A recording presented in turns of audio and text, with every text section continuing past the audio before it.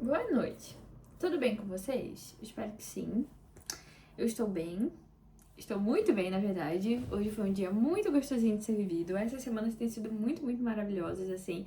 Tem sido momentos muito gostosinhos pra se viver, sabe? Tem acontecido coisas muito boas. Então eu espero que você também esteja tendo momentos muito bons. E se você não está, eu peço, Deus, que essa pessoinha que tá assistindo, por favor, que ela tenha algum momento, um só, pelo menos um momentinho bom na vida dela, assim, que ela possa relembrar que o Senhor tá aqui. Então, vamos começar? E eu queria começar, eu vou falar de duas coisas. Três. De três coisas, basicamente. Primeiro é um pedido de desculpa. Larissa, por que você vai pedir desculpa? Pode ser vozes da minha mente? Pode. Mas eu acho que eu falhei um pouco. Por quê? Eu sempre falo pra vocês aqui, vamos escrever. Escrevam. E eu não percebi que é uma coisa muito natural pra mim. É uma coisa que eu faço desde sempre. Então pra mim é muito fácil. Fácil, mas é fácil. É uma coisa que eu faço já há tanto tempo que agora já é algo que eu utilizo como uma forma de me entender, de me compreender. E eu sempre falo aqui sobre isso. Porque é de fato muito importante, sabe? É um treino cognitivo muito importante você escrever e você pegar ideias que às vezes são muito desorganizadas na nossa cabecinha, colocar num papel e acaba por sair de forma mais organizada, mais estruturada. Eu consigo ter uma visão visual mesmo, tipo, ocular, de como a minha cabecinha tá estruturada, de como a minha cabecinha está funcionando, o que ela está pensando. Então, isso realmente, de fato, ajuda muito a ter uma maior autoconsciência das coisas. Mas, mesmo quando eu dou alguma ideia do que escrever, né, quando eu tô num vídeo, eu falo assim, você escreva isso, você questione isso e tudo mais, eu fiquei pensando o quanto deve ser difícil pra uma pessoa que nunca fez isso, que não tem o hábito de fazer isso, e do nada ela vai tentar fazer, o que já é um grande esforço, e ela vai escrever isso num momento difícil pra ela, numa situação que foi complicada pra ela. E ela vai realmente se lembrar das perguntas. Ela vai realmente se lembrar do que ela tem que se questionar, de como se questionar, do que falar. Não, não vai. E vai ser difícil. Se ela conseguir, ela não vai se lembrar do caminho todo, do processo todo, e ela não vai ter um direcionamento pra essa escrita. Então, como essa é uma coisa que eu treino há muito tempo, e eu sinto que a forma como eu consegui chegar, tipo, a nível de escrita mesmo, e da forma como eu consigo organizar aquilo que eu tô fazendo é funcional, pelo menos pra mim. Então eu achei que, essa é a segunda coisa que eu ia falar, eu achei que eu deveria fazer um trabalho menos podre.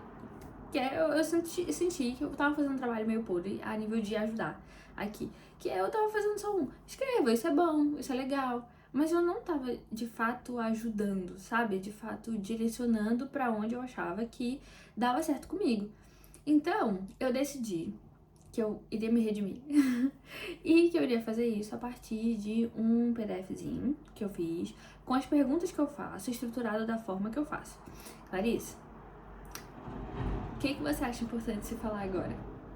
Isso não substitui uma ida à terapia. Pelo amor de Deus, isso não é, nem chega nem perto. Então, por favor, porque eu sei que tem gente que, encontra qualquer coisa assim na internet e, aqui é o meu momento, agora eu vou terapiar. Não vai. Não é assim que funciona.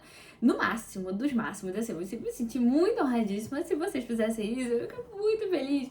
De verdade, se fizerem isso, por favor, me contem. Eu preciso saber que é utilizar isso, se você começar a escrever e você falou assim, caraca, nossa, tive um insight aqui, percebi uma coisa aqui diferente, vou levar isso para a terapia. Eu me senti muito honrada, muito. Agora, substituir, eu saio dessa tela, eu vou na sua casa brigar com você.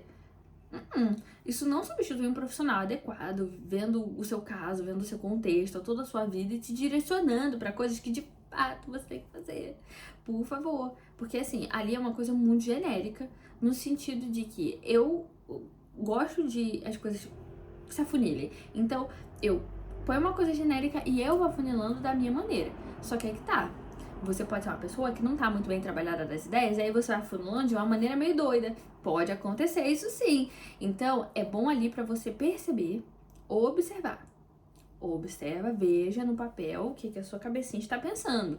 Eu estou ali só colocando uma coisa que funciona pra mim. Clarissa, tem embasamento? Graças a Deus, tem, porque eu não sou doida. Mas você pode colocar ali coisas que não sejam necessariamente funcionais. Só porque você tá se analisando não significa que você tá se analisando bem. Então, isso não substitui uma ida à terapia, uma ida a um profissional que, de fato, vai estar adequado para o seu contexto, que vai observar toda a sua situação e que vai te auxiliar, de fato. Isso daí é só uma coisa para você se compreender melhor e você se ver ali no papel e talvez, se possível, levar isso na terapia. Aí eu ia gostar muito, eu ia ficar muito feliz. Mas, por favor, não substitui, de verdade. Eu fiquei muito preocupada fazendo isso, a nível disso acontecer, então eu peço, por favor, isso não substitui. Não deixe de ir, procure ajuda, procure alguém, procure, por favor, procure, tá? Isso não é o suficiente, por favor. Então, é isso, tá bom? A nível de embasamento, caso vocês queiram procurar, porque eu, como eu falei no último vídeo, eu gosto que vocês possam procurar. O embasamento que eu tirei, em boa parte do que tá ali, foi de um livro que eu li já tem um tempo e eu amo esse livro, eu tenho que reler ele porque ele é muito, muito bom, que é Ecology of the Brain, mas eu tô pensando o nome em português, peraí. Acho que é Cérebro, um órgão relacional, acho que é isso. Então você pode procurar, com certeza tem PDF por aí dele, então assim, é isso aí. Mas é um livro realmente muito, muito bom mesmo. Traz várias formas de pensar muito diferente, assim, pelo menos pra mim. Foi uma descoberta, assim. É um livro sobre fenomenologia. E foi o primeiro livro que eu li sobre isso. Então, acho que é bem legal a nível de você compreender a consciência, assim. Então, foi muito interessante, foi um livro muito, muito bom. Então, indico. Leiam, tá bem? E boa parte do que eu tirei dali foi disso. As outras coisas foi daquilo que eu estudei sobre psicologia sistêmica, porque eu sou assim, é meu império romano. Aquele negócio é meu império romano. Então, assim, eu amo, tá? Fenomenologia é bom? É, mas psicologia sistêmica... Ai, eu tenho um fraco. Então, eu realmente gosto muito, mas assim, eu não tenho um livro pra indicar sobre isso, porque o que eu li foram mais artigos sobre isso. Então, se vocês quiserem artigos, sei lá, eu posso colocar aqui também, não tem problema. Vai ficar cheio de coisa aqui, mas você pode encontrar também. Então, eu vou deixar aqui uns artigos que eu li sobre isso, que realmente foram muito bons, tá bem? Mas aí é uma pegada mais científica, de uma explicação da coisa e tudo mais. Enfim, é mais nessa ideia. Ok? Ok. Então eu espero que vocês gostem. E agora eu vou falar sobre a terceira coisa, que eu vou explicar o porquê daquelas perguntas, o que funciona, o que é aquelas coisas, porque eu não quero que você fique uma coisa assim muito bagunçada, tá bem? Então, pra evitar bagunças mentais, assim, da nossa cabecinha, de não entender o que eu tô fazendo ali, por que aquilo tá ali, eu vou explicar o que me levou a pensar nisso e como que isso se estrutura na prática, assim, e o que é cada coisa. Então, vou tentar, tá bem? Vou tentar muito, porque assim, eu espero não falar nenhuma besteira, tá bom? Então, se alguém que sabe mais sobre isso do que eu estiver assistindo, por favor, se eu falar alguma besteira, por favor, me corrija. Obrigada. Então, e pode me corrigir mesmo, tá? Por favor, eu gosto de aprender. Então, é isso. Ok? Então, tá. Hoje, eu saí da aula, eu saí bem mais cedo do que eu tava expectando. Então eu não tinha nenhum plano pra alguma coisa aqui em casa. Eu aproveitei que eu tive que sair mais cedo, a aula acabou muito mais cedo, só isso. E eu voltei pra casa e eu não tinha planejado nada, então eu pensei, ok, vou fazer coisas que eu não iria fazer hoje, mas eu posso adiantar pra fazer hoje. Então, o que eu fiz? Eu fui limpar embaixo da cama e fui limpar aqui a minha secretária? Acho que é isso. O lugar onde eu estudo e que tem coisas embaixo. Essas coisas embaixo, inclusive, tem papel, muito papel.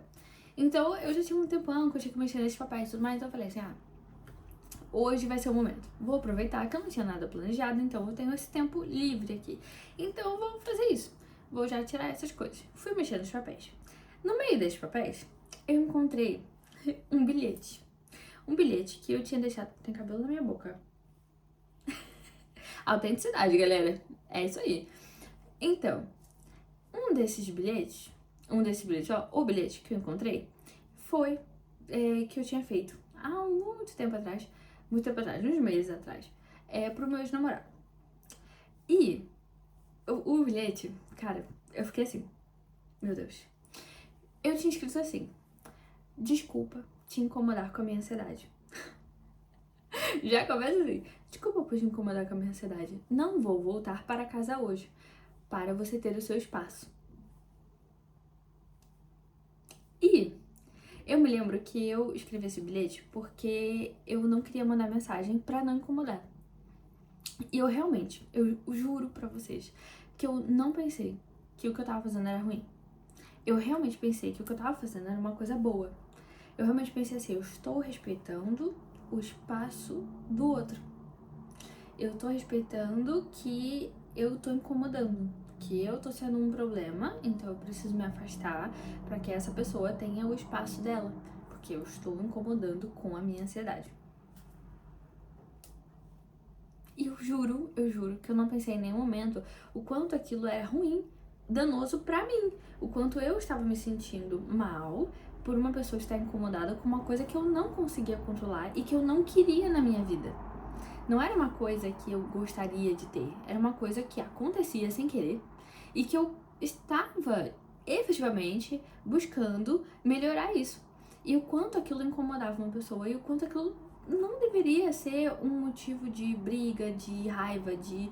Não deveria, mas deveria ser, pelo menos na minha concepção, hoje em dia, deveria ser um motivo de abraço, de carinho, de acolhimento, sabe? Minha concepção, porque é o que eu faria também e o que eu gostaria de receber. Mas naquele momento eu realmente pensei que eu tava fazendo uma coisa boa. E eu comecei a refletir sobre como as experiências, elas são vivenciadas de forma diferente, como nós damos um significado diferente às experiências. Por quê? Agora vamos entrar em fenomenologia, que é sobre o livro que eu indiquei. E é uma das primeiras coisas que vai estar lá escrito pra você poder escrever. É dessa parte. Que é, eu diria que é a ciência do como. Ah, alguém disse isso. Eu disse. Eu estou dizendo. É a ciência do como. Que é o como eu experiencio uma experiência. Como eu dou significado a tal experiência. Então, por exemplo, uma pessoa não te manda mensagem o dia inteiro. Uma pessoa pode observar aquilo e falar assim: essa pessoa deve estar ocupada. Outra pessoa pode olhar aquilo e falar assim: nossa, será que aconteceu alguma coisa? Nossa, essa pessoa ela não deve estar bem, deve ter acontecido alguma coisa. Outra pessoa pode chegar e falar assim: nossa, eu tô incomodando, eu tô sendo muito chata, então essa pessoa não tá mais me mandando mensagem por causa disso. Sei lá, outra pessoa pode falar: eu fiz alguma coisa errada. Sei lá. Pronto. É a mesma situação, tipo, é literalmente a mesma situação, mas vividas com um significado diferente. E eu não tô só falando de contextos e tal, não é. É pessoas diferentes, com contextos diferentes, com histórias diferentes, com muita coisa diferente. Mas não só o contexto em que a pessoa parou de mandar mensagem por causa de alguma coisa, mas a ideia é desprovida de significado mesmo. No sentido, a pessoa não mandou mensagem. Ou tem alguém incomodado com a minha ansiedade. Desprovido de significado, apenas como o fato aconteceu, como a experiência de fato ocorreu. E aí sim, começar a me questionar sobre como eu experienciei essa experiência, como eu dei significado a ela, como eu observei, interpretei, dei significado e senti uma emoção acerca daquilo. Como foi a emoção que eu senti sobre aquilo? Entende? A ideia da fenomenologia é observar a experiência como algo sem significado e eu começar a compreender como eu atribuí significado àquilo. Porque cada pessoa vai atribuir um significado diferente a alguma coisa e você mesmo, como eu nessa situação do bilhete, atribuí um significado muito diferente daquele pelo qual eu escrevi aquilo. Naquele momento, o meu significado era: estou fazendo uma coisa boa, estou auxiliando alguém, estou respeitando o espaço de alguém, estou sendo uma pessoa saudável, estou sendo uma pessoa respeitosa. Hoje em dia eu olho e eu compreendo que aquilo na verdade era uma falta de limite meu comigo própria. Eu não estava sabendo dar limites para mim mesma. Eu não estava sabendo quais eram os meus próprios limites e não estava sabendo como colocá-los em prática, porque você não sabia como é que eu ia pôr em prática, né? Então, naquele momento eu compreendi que eu era a culpada. Esse foi o significado que eu dei. Eu sou a culpada desse problema. Eu preciso me afastar. Esse é o significado que eu dou hoje, sabe? Que eu observava aquilo daquela maneira. Mas esse é o significado que a Clarissa de hoje, com o repertório de hoje, tem.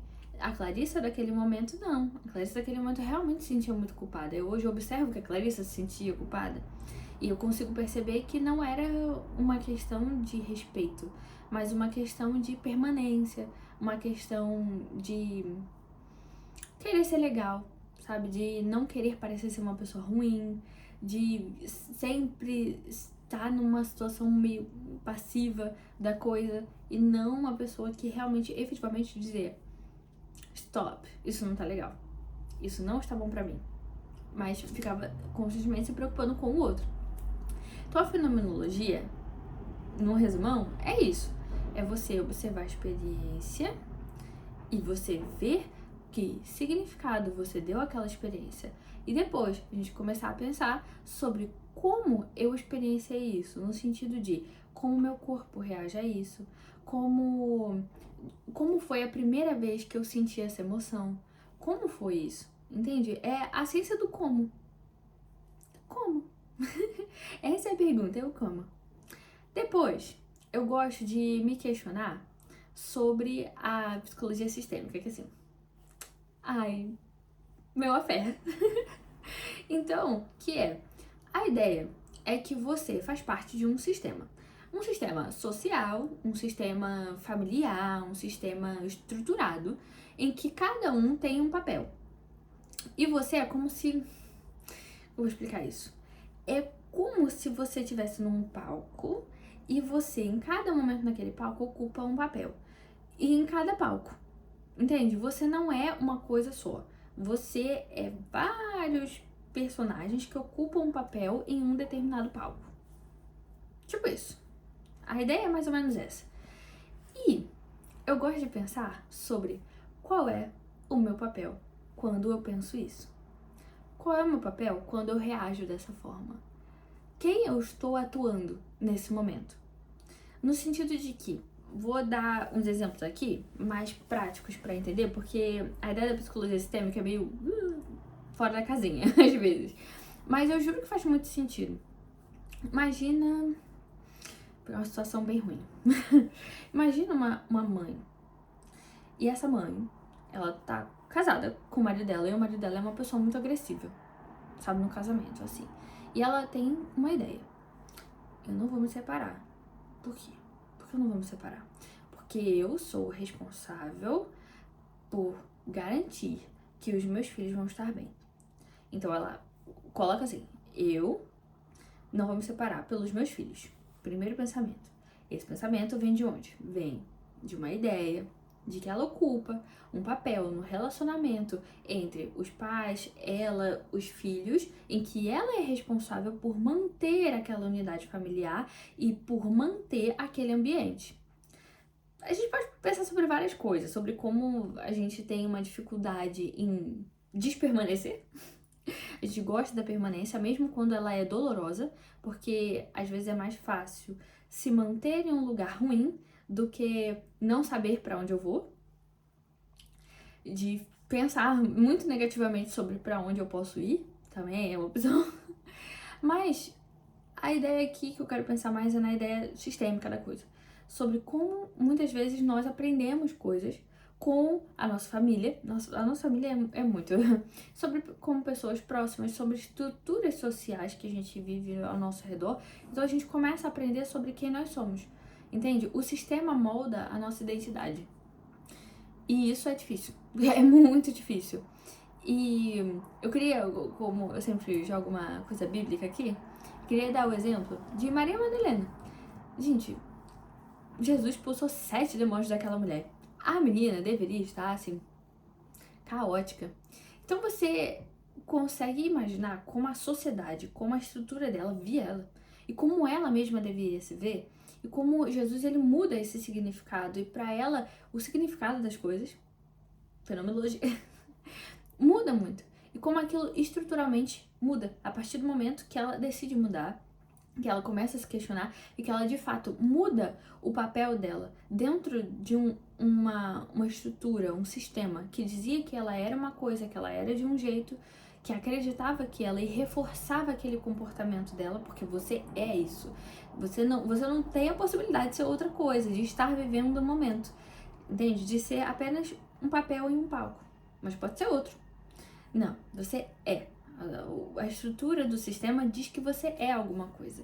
Então, muito provavelmente ela acreditava que ela era aquilo. Mas você consegue ver em João 20:18, se eu não me engano, que ela é a primeira pessoa a falar, a anunciar a ressurreição de Jesus. Fala, olha, vai lá e fala pra todo mundo. Aquela mulher que estava com 7 demônios, que era muito mal vista, que era excluída socialmente, que era reforçada socialmente a ser uma pessoa excluída, uma pessoa fora do contexto, uma pessoa que a gente quer manter longe, ela é a primeira pessoa que tem autoridade para falar que o Criador ressurgiu. Entende? É uma mudança estrutural, uma mudança no papel dela muito absurda. E perceber como Jesus ele consegue fazer isso com a gente, reestruturar quem nós somos, é muito bonito.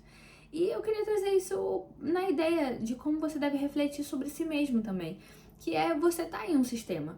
E esse sistema te diz muita coisa sobre você. Você aprende muita coisa, você aprende a ser muita coisa dentro desse sistema, mesmo quando essas coisas não são ditas.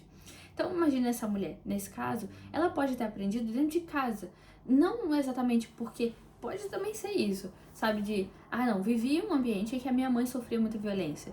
Pode ser, mas pode ser uma coisa muito sutil, no sentido de ela perceber que ela estava num ambiente muito caótico, então ela busca constância, e essa constância, mesmo quando é danosa para a vida dela, ela tá buscando constância, porque, nossa, não, a minha família é uma loucura, então eu tô buscando uma paz em meio a esse caos. E aí ela começa a se manter nesse ambiente, mesmo quando ele é muito danoso para ela e para a vida dela. E ela começa a se utilizar de uma responsabilidade que ela não tem, de um sacrifício que ela não necessita, porque ela acredita, por exemplo, que, sei lá, ela vê que, não sei, ela vê muita novela. E aí essas novelas transmitem a ideia de que para ser uma boa mãe eu preciso me sacrificar. Então eu preciso fazer isso, eu preciso manter esse casamento que é ruim, que é danoso, que tem um ambiente ruim. E eu preciso começar a reestruturar o pensamento dessa mulher. E como eu vou fazer isso? Eu preciso reestruturar a autoestima dela, a forma como ela pensa. E é justamente por isso que eu gosto de escrever. Porque eu começo a observar quem eu estou sendo, o papel que eu estou cumprindo nesse sistema que eu estou vivendo agora. E compreendo que eu posso mudar. Entende? Mas existem desafios na mudança. Existem desafios de mudar o sistema. Por quê? Porque eu estou indo contra um sistema que ou era algo que faltava, eu estou cumprindo o papel de algo que faltava, ou eu estou cumprindo um papel que eu aprendi que eu preciso cumprir nesse sistema. Então imagina essa mulher, por exemplo, estou usando esse exemplo, mas é porque eu acho que ele é mais claro de ver, porque é uma coisa meio chocante, assim. Então eu acho que a gente consegue visualizar bem.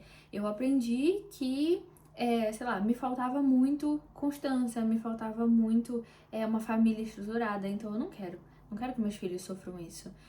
Ou ela teve a ideia de que, sei lá, a mãe dela era uma pessoa muito irresponsável, então agora ela não pode falhar, porque eu não quero ser irresponsável igual a minha mãe. Entende? Então, perceber esse tipo de coisa. E aí começam os questionamentos. Quem na minha família age dessa maneira? Pensa dessa forma? Essa crença, ela vem de mim mesmo ou não? Entende? A ideia das perguntas que estão ali na parte mais do sistema, elas são para que você consiga chegar à conclusão de essa crença é minha mesmo? O que essa forma de agir é minha mesmo? Que papel ela cumpre? Por que eu cumpro esse papel? O que estava faltando para eu buscar ser esse papel? Quem eu ameaço quando eu deixo de cumprir esse papel? Entende? Quem é que vai se sentir irritado, zangado? Quem é que não vai gostar quando eu parar de cumprir esse papel? Sabe, quando eu parar de cumprir o papel da pessoa muito passiva, ou quando eu parar de cumprir o papel da pessoa muito agressiva, quem? Sabe, quem será eu sem esse pensamento, sem essa forma de agir? A ideia é meio essa. A psicologia sistêmica, ela tem essa ideia de mostrar pra você que você apenas tá cumprindo um papel em um palco e que você pode se reestruturar. A neuroplasticidade tá aí pra isso, pra viver novas experiências. É claro que, vamos deixar claro, né? Eu falei isso no último vídeo, que é sobre se expor à experiência. Porque quanto mais você se reforça, mais aquilo entra no seu novo sistema, entende? Como Maria Madalena. Ela é vista depois como uma das mulheres, aquelas mulheres. E estava lá no momento da crucificação. Maria, mãe de Jesus, Maria Madalena, ela está incluída. Porque agora ela faz parte de um novo sistema. Porque não é que o sistema é uma coisa ruim, mas é que você pode estar inserido em um sistema em que você cumpre o papel que já não é mais seu, que você não deveria cumprir, que você consegue compreender que esse papel não me faz bem. Esse papel não é bom pra mim, eu não quero ficar cumprindo esse papel neste ambiente, neste sistema. Não faz sentido. Então você precisa se reestruturar, mas o seu sistema muda. Você pode ser reinserido em um novo sistema, entende? Porque existe muito o medo da rejeição, existe muito o medo de mudar. Mudar é difícil porque a gente começa a entrar naquela coisa de é uma experiência que eu nunca vivi, sabe? É um momento que eu não sei, hein? Acho que eu prefiro ficar aqui numa coisa meio ruim, entendeu? Acho que eu prefiro, sabe? Tá aqui. Falar, não é perfeito, mas tá bom assim. Entende? Mas não vamos nessa. E é isso. Espero que o que eu coloquei aqui te ajude. Por favor, não substitua nada com isso. É só uma ajuda pra você refletir. E eu espero que você tenha compreendido por que essas coisas são divididas dessa forma. E que isso te ajude a refletir e pensar e que você fique bem. Então é isso. Desejo uma boa semana. Beijo.